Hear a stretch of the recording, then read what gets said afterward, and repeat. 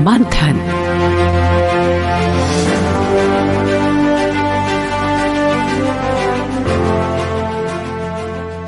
ये आकाशवाणी है। प्रस्तुत है कार्यक्रम मंथन। इसके अंतर्गत सुनिए हरित परिवहन की ओर बढ़ता भारत और इलेक्ट्रिक वाहन क्रांति पर चर्चा। इसमें भाग ले रहे हैं नीति आयोग में ई मोबिलिटी के कार्यक्रम निदेशक सुधेंद्र ज्योति सिन्हा और पत्रकार सौरभ शुक्ला।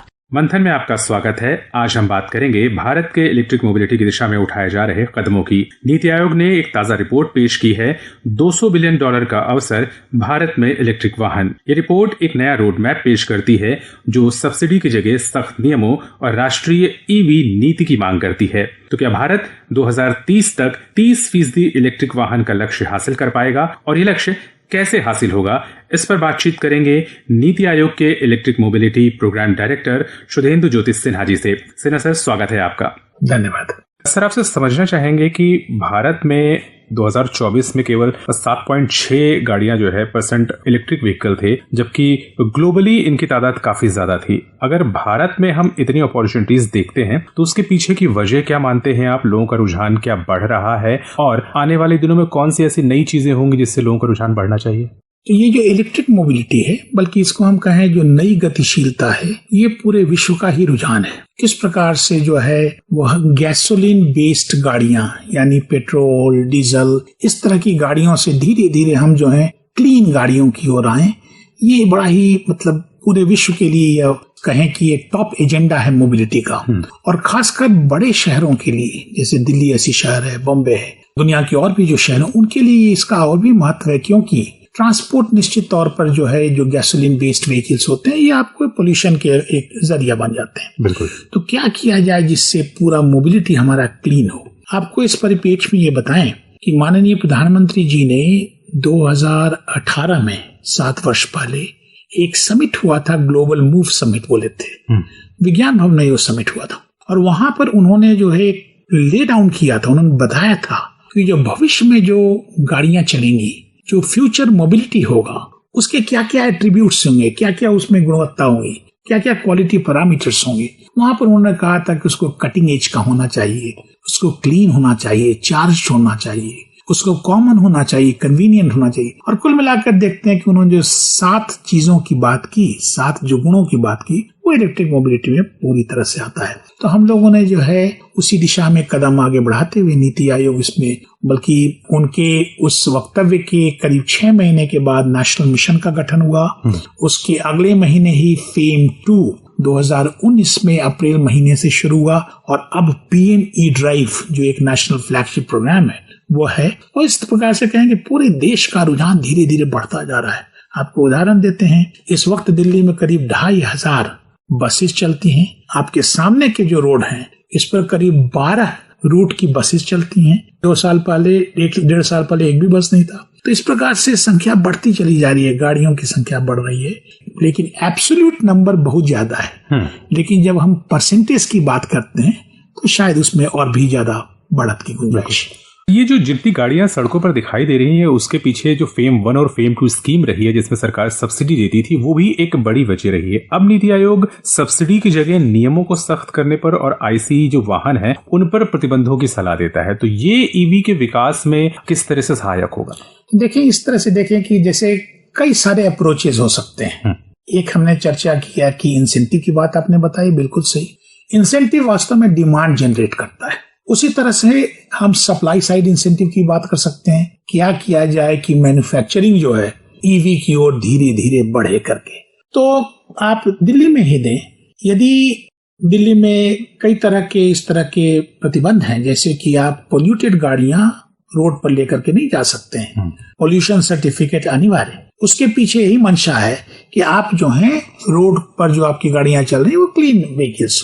उसी प्रकार से जो है अभी हाल में ऑफ कोर्स इसे अभी होल्ड पर रखा गया है कि 15 साल से जो ज्यादा उम्र की गाड़ियां थी उनके बारे में प्रावधान आ रहा था। तो कुल मिलाकर के धीरे धीरे, और कल इसे हमारे मेंबर साहब ने बताया भी कि ये जो मैंडेट है या ये जो डिसइंसेंटिव है ये बड़ा ही सॉफ्ट होना चाहिए। ऐसा ना कुछ हम कर दें कि जिससे कि बहुत ज्यादा जो है कियोस हो जाए, कियोटिक नहीं होना चाहिए। इस तरह के ट्रांजिशन जो है कितनी सुविधाजनक तरीके से लाया जाए, इसीलिए हमारा बल किस पर है? अवेयरनेस पर है, लोगों को बताया जाए। हमारा बल किस पर है? बल इस पर है कि किस प्रकार से इसका दाम को, इसके प्राइस को हम रिड्यूस कर सकें। उन चीजों की भी बात उसके साथ।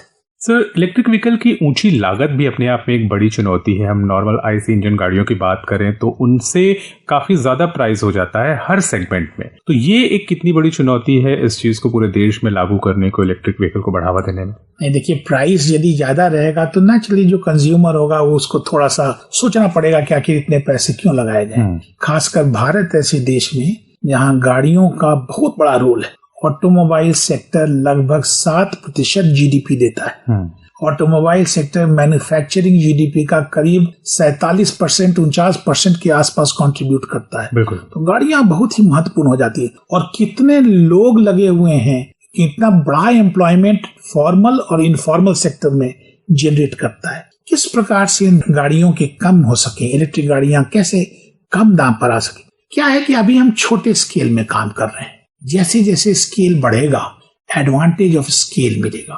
दूसरा, बहुत सारी चीजें अभी हमको बाहर से आयात करना पड़ता है। जैसे जैसे हमारा लोकलाइजेशन बढ़ेगा, हम अपने देश में बनी हुई चीजें, मेक इन इंडिया, आत्मनिर्भर भारत वाली चीजें हम यूज करने लगेंगे, उसका दाम घटने लगेगा। देखिए, एक बड़ा एम क्या है, हमारी जो बड़ी मंशा केवल यही नहीं है कि गाड़ियां केवल जो है वो इलेक्ट्रिक हो जाए, ये नहीं है, ये तो है, लेकिन उससे बड़ी मंशा है कि दुनिया का ईवी मैन्युफैक्चरिंग कैपिटल भारत में होना चाहिए। विश्व में जब गाड़ियों की आवश्यकता हो, और आपको हम बताएं कि हमारी गाड़ियों के प्रति विश्व का रुझान कुछ ऐसा ही है।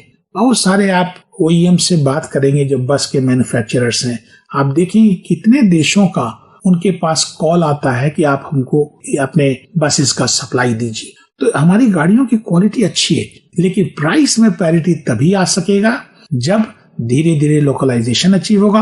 बैटरी की टेक्नोलॉजी में हम बढ़त हासिल करेंगे, वह भी एक आवश्यक है। और उसके साथ साथ कुछ business models, attractive business models लाए जाएं।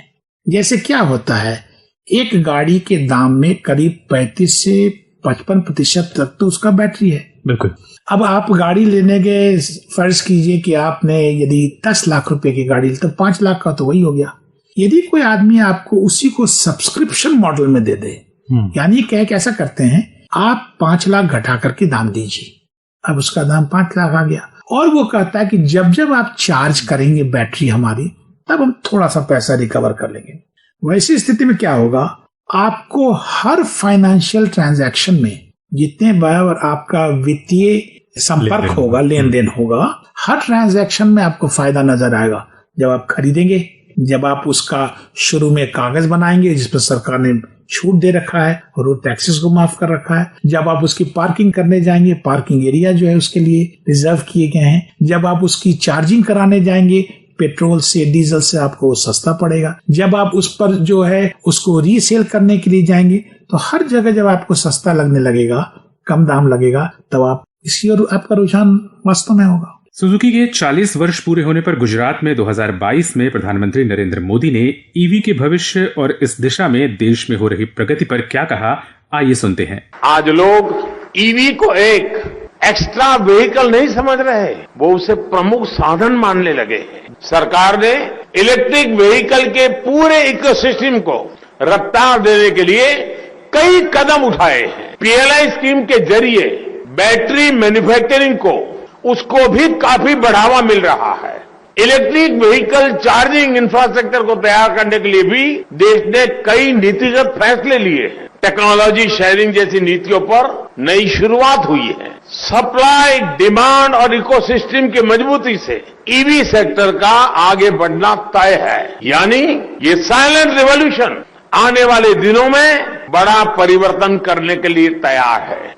आप लोगों ने एक हैवी व्हीकल सेगमेंट को लेकर के भी बात की है रिपोर्ट में, और कुछ एक पायलट प्रोजेक्ट अलग अलग शहरों में चलाना है, तो उसके बारे में कुछ बताइए। तो हेवी व्हीकल सेगमेंट में हम 2 तरह की गाड़ियों को लेते हैं, एक तो बसेस को लेते हैं, एक ट्रक्स को लेते हैं।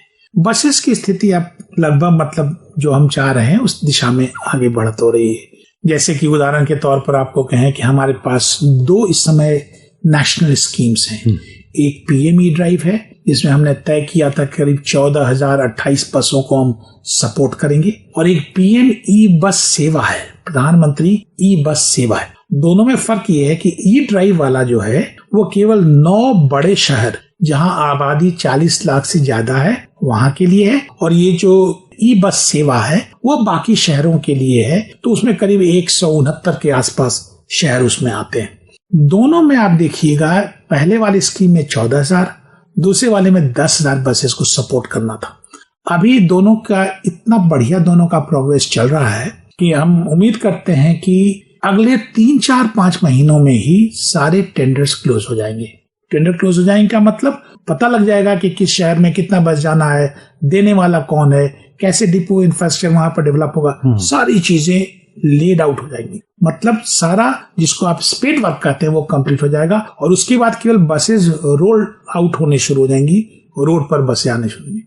ट्रक पहली बार पीएम ई ड्राइव में लाया गया है, और ट्रकों के साथ बात बहुत इंपॉर्टेंट हो जाती है क्योंकि 2% केवल इनका पूरे भारत में यदि 34 करोड़ गाड़ियां हैं इस वक्त, तो 2% ही केवल मुश्किल से इनका 2 से भी कम प्रतिशत ये हैं। लेकिन जब पोल्यूशन की बात आती है तो ट्रांसपोर्ट का 40 से 50% पोल्यूशन ही जनरेट करते हैं। तो इस वक्त जो है 4-5 कंपनियां हैं जो ट्रक बनाती हैं।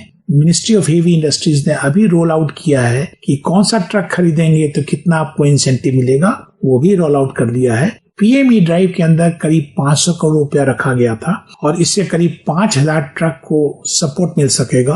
कुल मिलाकर आप यह समझें कि उसका जो दाम है, उसका जो प्राइस है, स्टिकर प्राइस है, उससे 10% आपको सस्ता होगा। और दाम भी इस दौरान गिरा है, उसमें भी गिरावट आई है। जैसे आपको कहें कि 6 महीने पहले एक 55 टन जो सबसे बड़ा ट्रक हुआ, 55 टन का ट्रक जो है उसका दाम हुआ करता था 1 करोड़ 10 लाख 20 लाख के बीच में।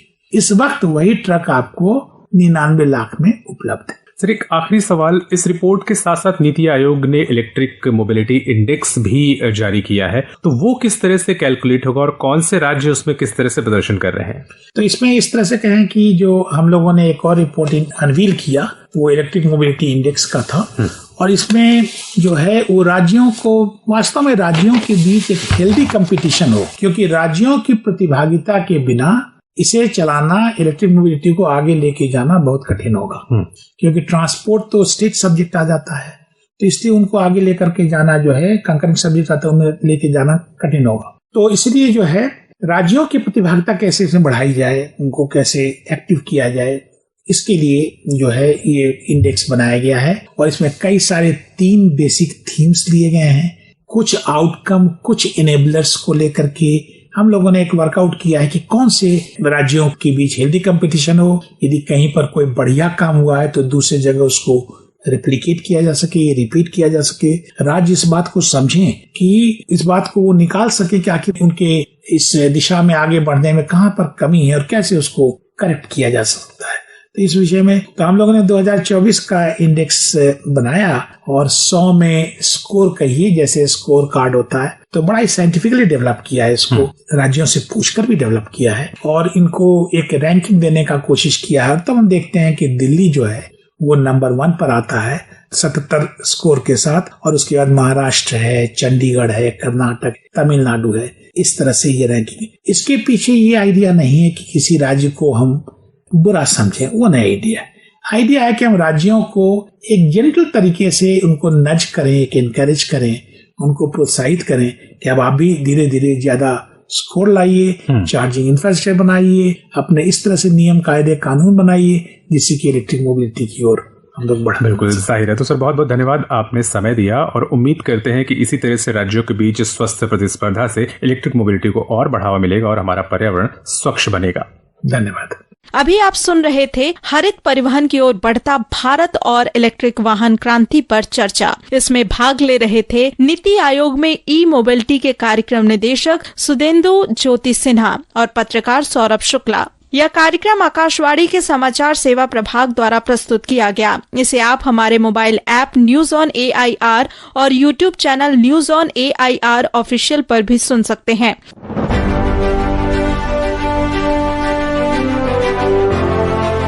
मंथन।